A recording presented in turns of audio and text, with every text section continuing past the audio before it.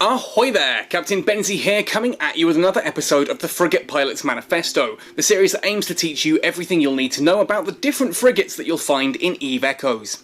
In today's video we're going to be looking at the Gallent Federation INCURSUS, another one of the Tech 2 Combat Frigates. Now again, I know what you guys are thinking, hang on, Tech 2 frigates, why are we talking about these things? They're utterly useless once you get beyond Tech 2, especially once you hit Tech 4 and have access to the tackle frigates. Well, that's not technically true. Actually, the Tech 2 frigates do have a lot of versatility to them and can clear content much higher than you might otherwise imagine. They're also incredibly cheap to outfit, so you can just have some good fun flying around in these things. The fact that they also only require Frigate Command 5 as their basic skill load means that even if you're otherwise heavily skilled into something like battleships, battle cruisers or cruisers, you can still quite easily skill into one of these just to give it a quick fly and have a bit of fun in your downtime. Now, if you do enjoy this video, let me know by hitting like on it, subscribe to the channel for all things EVE Echoes, ding that notification bell so that you never miss an upload, and of course let me know in the comment section down below what ships and what topics you want me to cover in future videos. If you do want to go the extra mile to help support this channel, we are currently revamping our Patreon, plus there is also a Redbubble merchandise store if you've ever fancied representing the Cat's Academy, or the Cartel, or any of the other things related to this channel at all. Do click the link in the description below to check that one out. That all said and done then, let's talk about the INCURSUS. The INCURSUS is the Gallent Federation Tech 2 Combat Frigate. So if we head into the Gallent Federation ship tree to Tech 2 on the frigate branch, here is the INCURSUS. Being Tech level 2, it is dirt cheap on the market. I think it costs about 120,000 ISK, not much at all, and because it's Tech 2, it is seeded at every single ITC in the game, so it's readily available to any and all pilots.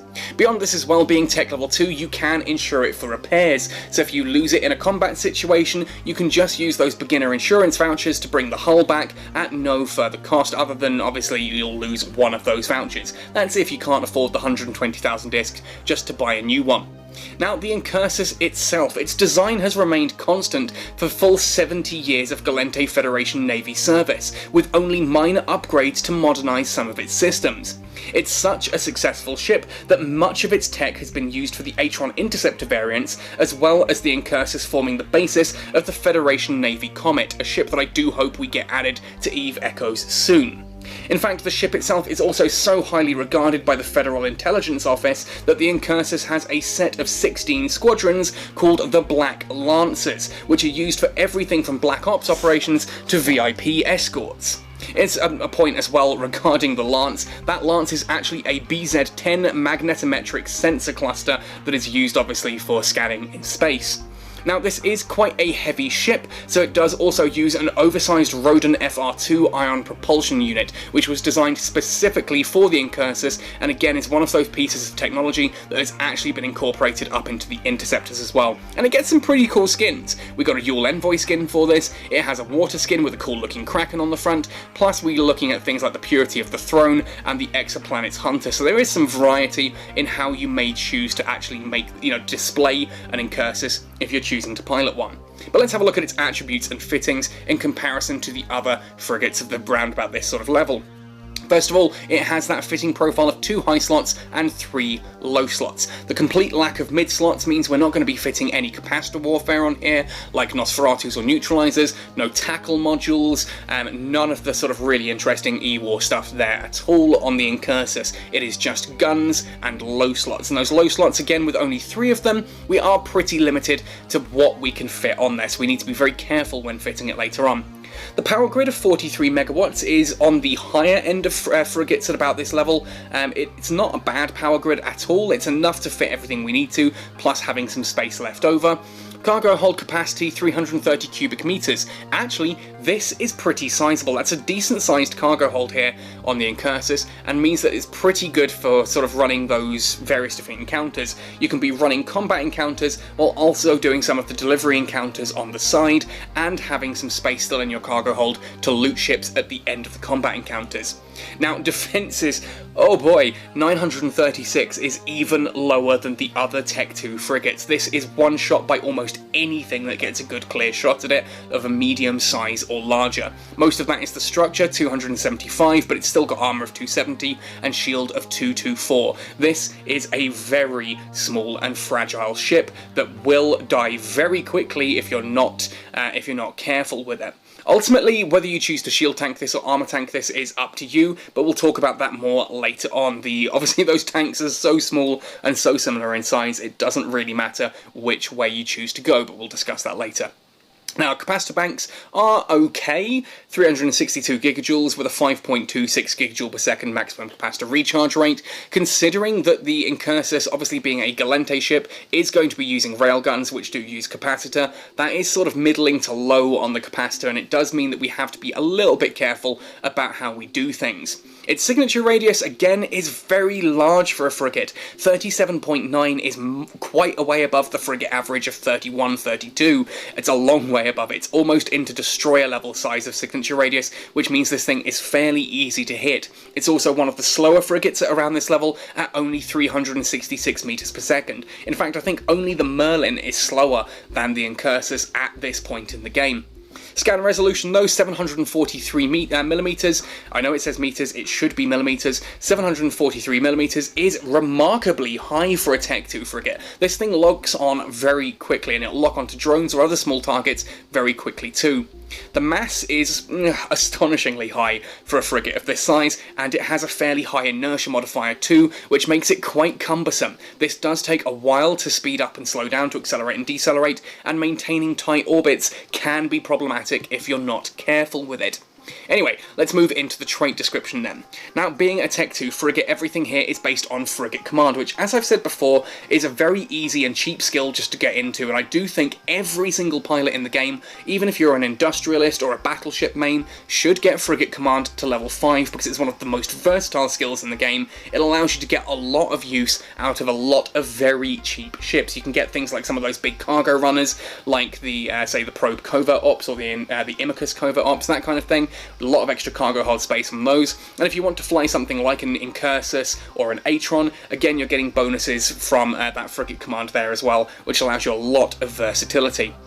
Here though, with the INCURSUS, that frigate command bonus gives us a 7.5% increase to each of small railgun damage and armour repairer efficiency. That's a 37.5% increase to the amount of damage that your small railguns can kick out, and a 37.5% increase to the efficiency of armour repairers, whether that's small, medium or large, obviously limited by your power grid. Now, what the efficiency there means is basically, here that's 37.5, so it's like running 1.375 armour repairers in one go. You get more armour repairer out of each activation at no additional cost of capacitor. It just means it's extra armour repair per cycle, and it allows the INCURSUS actually to be astonishingly tanky as an armour tank, or I say astonishingly tanky for a Tech 2 frigate. It means if you keep an armour rep running constantly, you actually do heal up an awful lot of armour per cycle, an awful lot, as you'll see later on in the combat demonstration section of this video. This is one of the few times I actually would armour tank a frigate rather than shield tanking it. It's not to say you can't shield tank it, but that additional efficiency there is actually really quite powerful on the INCURSUS, as we'll see later on. Like the other Tech 2 combat frigates, the INCURSUS only has 2 high slots and 3 low slots. There are no mid slots here for things like Nosferatus, Weather Fires or Warp Disruptors. Cannot fit those here to the INCURSUS. And with only 5 fitting slots available, well, we have to make sure to keep things nice and simple. But hey, that's not a problem. This is also a very cheap way of fitting, and you'll notice that every module I'm using here is a Meta Level 5 variant, which are very cheap on the market. But again, if you are a beginner looking at the INCURSUS as one of the first chips you've got, don't worry the fact that some of mine have weird names, just look at the type of module. So if I'm using, for example here, the dealer small snub-nosed railguns, what's important is that it's a small snub-nosed railgun. If all you have are Mark III or Mark V snub-nosed railguns, go for those. They'll do the job just fine, and you can upgrade as time goes on and you start earning a bit more ISK. Now, the reason I've gone for small snub-nosed railguns is simply for that monstrous DPS output. 68.77 per turret there gives us a total of 137.55 DPS. Now the downside to this of course is that they do have a very short optimal range and a very short accuracy fall off. You're doing 100% of that DPS effectively at 2.09 kilometers, but you're dropping down to basically 50% effectiveness at about 5 kilometers and disappearing altogether at 8 kilometers. So you really do want to be within that 2 to 5 kilometer margin at best, arguably as close to the 2 kilometer mark as possible. And remember, the INCURSUS does have a very high inertia modifier, so it can struggle to maintain that. Ultimately, sitting at 3 kilometers is doable. Getting to 2 kilometers is tough, but 3 is doable, and that's not too much of a drop in DPS. Theoretically, you can also fit the INCURSUS with a rifled railgun, so small rifled railguns, and have a bit of extra range, but I tend to find the tracking suffers at the speeds that you're going, and I prefer the snub-nosed railguns just for the damage that they can kick out. Now for the low slots then, we do have a propulsion system. Here I've gone for a small afterburner, Smuggler small afterburner. This increases the flight velocity of the ship when we activate it, which, unlike the micro warp drive, does not require us to get a bigger signature radius. Micro warp drive, when you activate it, blooms your signature radius, and it also chews off the top 25% of your capacitor.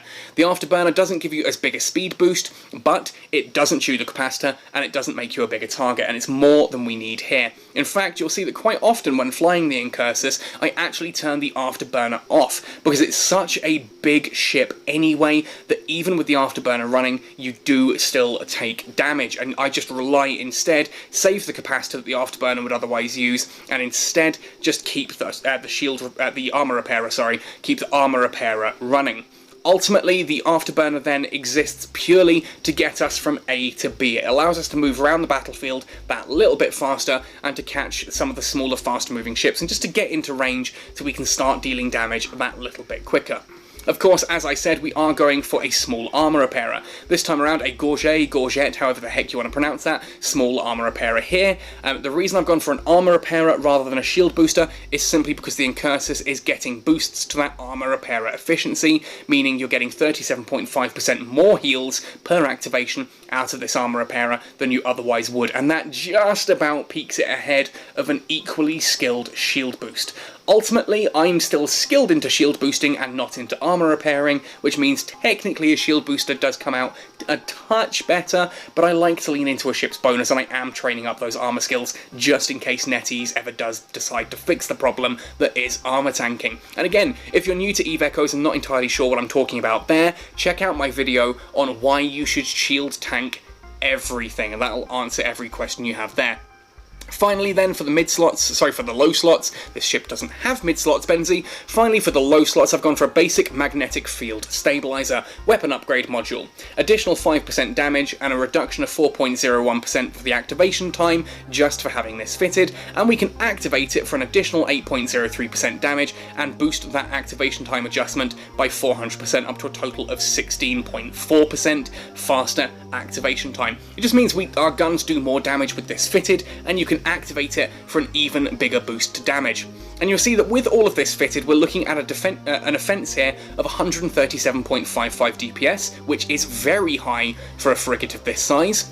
Our defence is nothing to be sort of, yeah, just ignore the defence, it's terrible. Even with all the skills I have in frigate command and frigate defence and things like that, it's a very low defence, and you can quite easily be one shot if someone gets a clear shot at you. The capacitor, 2 minutes 48 with everything running. Now, as I said, we often don't have the afterburner running at all, we just use the afterburner to get us from A to B, so this does lie to you a little bit. It's not 2 minutes 48 in total, since we're not going to have the afterburner running. In fact, if I were to take the afterburner off and unfit that, it'll give a more accurate idea of what our capacitor is actually going to look like most of the time. 9 minutes 12 seconds, and even then that's assuming that we're using the gyro stabilizer constantly, which again we're not. If we start to take a little bit too much onto our capacitor, that our capacitor starts going down a little bit too low, you just don't use the gyro stabilizer for a while. It's fine. The most important thing here though is that we are going to be keeping that armour repairer running almost constantly. Once you start to hit your armour tank, once your shields are gone, just activate the armour repairer and keep it going. You should find that is more than sufficient to keep you alive. Navigation, if we have a look, you can see here 530.7 meters per second. That's with all the bonuses I have to, like frigate command, giving additional flight velocity. You see that's a very slow frigate as far as frigates go. A lot of destroyers and even some cruisers will move faster than that there. Does get a nice warp preparation time here of 1.86, so you can retrieve warp nice and quickly, and on targeting as well, you can see there it is, 38 meters signature radius. That is the problem here with the Incursus, and means we take quite a bit of damage. That said, we can still clear content up to tech level 6 using this fit. So if you do decide that the Incursus looks like a ship that you're interested in, you can start clearing anomalies with it at sort of tech level 2 when you first get hold of the ship, and you can keep that ship going all the way up to and including tech level 6 encounters, at which point then yes, you may start to look at what you'll upgrade to go a little bit higher than that. But for a very cheap ship, the fact that we can do Tech 6 anomalies with this thing, well, I think that's pretty impressive, and I'm going to showcase that in action right now. As with the other Tech 2 frigates that we've showcased recently, I am jumping around here in a Tech 6 combat anomaly. This is the end of Wave 2. As you can see, my shields are completely gone, my capacitor is a little bit low, but we are holding that stability with the armour repairer going. Now into Wave 3, this is the more dangerous wave that we have. More ships spawn, you get the full 5 rather than just 3, and in this case that gives us an additional pithy Manticore. Now Manticore, as silly as it should be firing missiles, but I think you'll find that they tend to have turrets fitted on in these anomalies.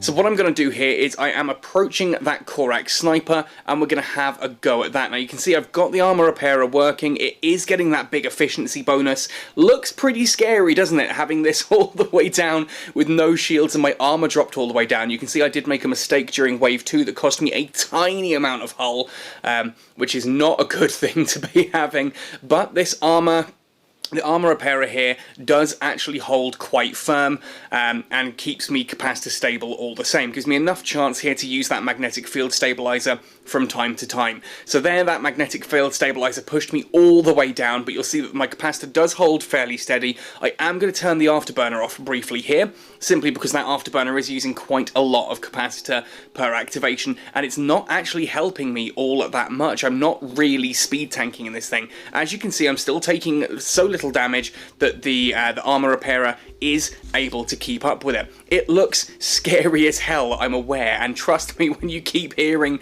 these little alerts going off in your ear, it does get pretty tense. The Incursus isn't quite as stable as perhaps some of the other Tech 2 combat frigates may be.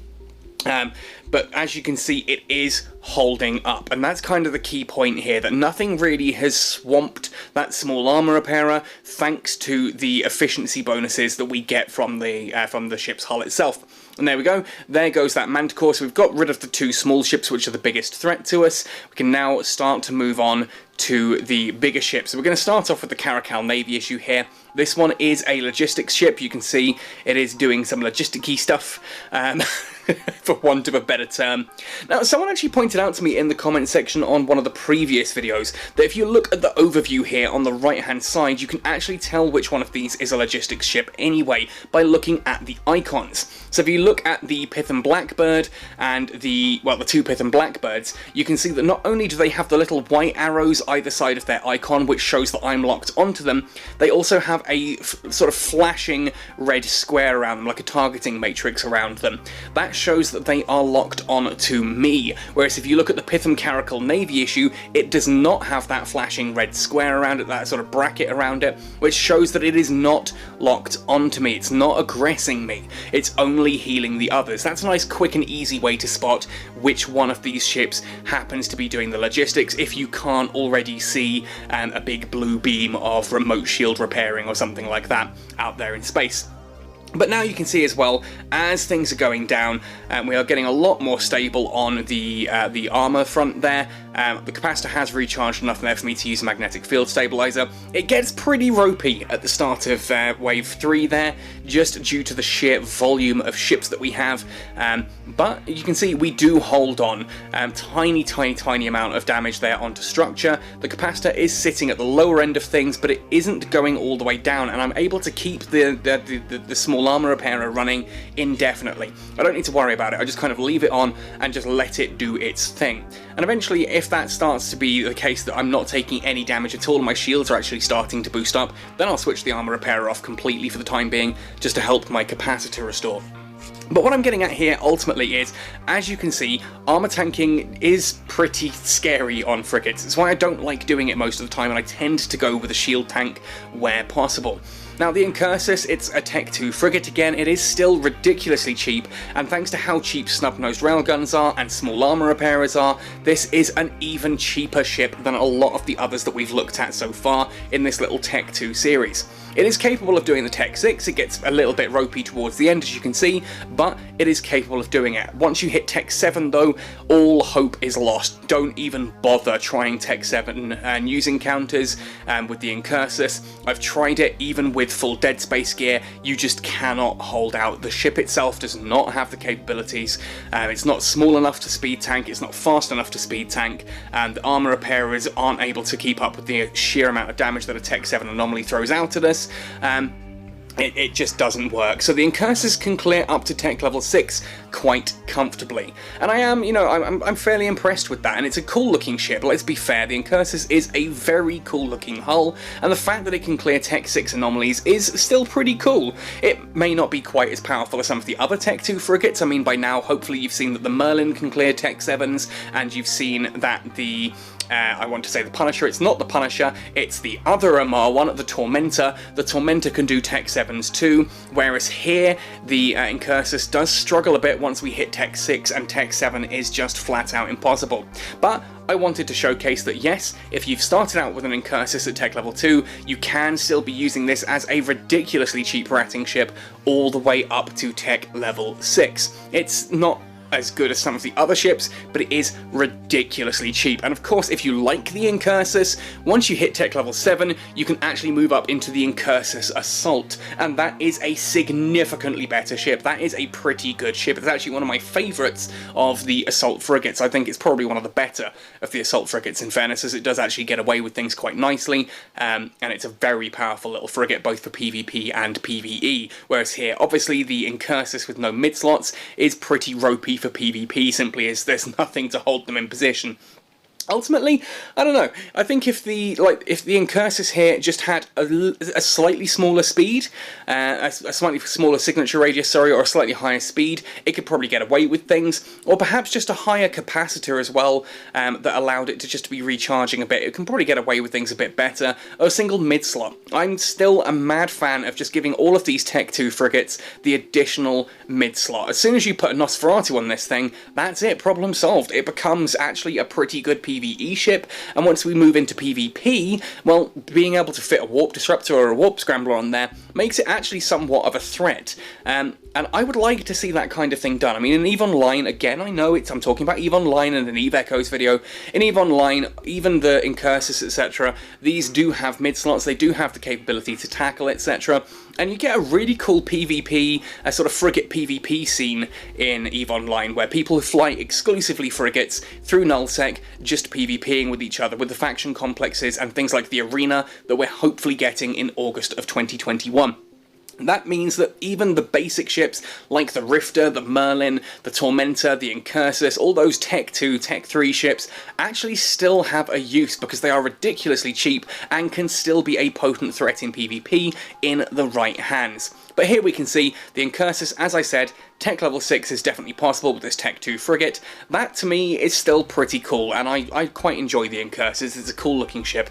Anyway, folks, that wraps up everything I want to say here about the INCURSUS. Let me know your thoughts and opinions on this cool looking ship in the description down below. Let me know if you're flying any of these Tech 2 frigates and how you're getting on with them. As I said, we're not talking about having the best, most high-end ships here. We're not talking about the best ISK per hour. We're talking about just having some fun in some cheap ships. EVE Echoes is a video game after all. The purpose is to have fun. It's not about min-maxing. EVE isn't a race, it's an experience. And if you're just trying to be the top ISK per hour, you're going to get bored quickly. Spend some time, just get your frigate command to 5, jump in one of these dirt cheap ships, and just have some fun blowing some stuff up. And if it's you that gets blown up, well, oh well, it probably cost you less than 5 million to build and fit.